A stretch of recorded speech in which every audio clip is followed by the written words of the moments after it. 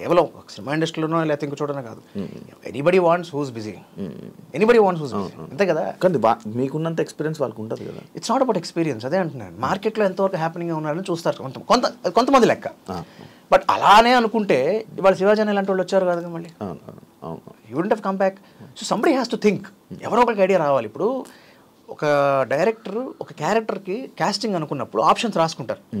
ఇప్పుడు ఈ performance scope ఉన్న మంచి క్యారెక్టర్ ఉంది, సినిమాలో హాఫ్ అన్ అవరే ఉంటుంది కానీ చాలా మంచి స్కోప్ ఉంది, ఈ క్యారెక్టర్ సూటబిలిటీలో ఉన్న ఏజ్ గ్రూప్లో ఉన్న పర్ఫామ్ చేయగలిగిన ఆర్టిస్టులు ఎవరు, ఒక నవదీప్ లేకపోతే ఒక బాలాదిత్యో లేకపోతే ఒక శివబాలాజీయో అని వాళ్ళు గుర్తు రావాలి. లేదు ఈ మధ్యకాలంలో కనబడిన వాళ్ళు ఎవరు కావాలి, మనకి మంచి పర్ఫార్మర్ ఎవరు కావాలి, చాలా కాలం అయింది బాలాజీ, ఇతను పనికి వస్తాడు, ఇప్పుడు ఎలా ఉన్నాడు చూడండి అని తట్టగలిగే తట్టాలి. అది మనం అలా గుర్తు రాగలిగితే ఎవరో ఒకరికి ఒకటి రాగలిగితే ఒక్కడు వచ్చినా చాలు, అది పండాలి.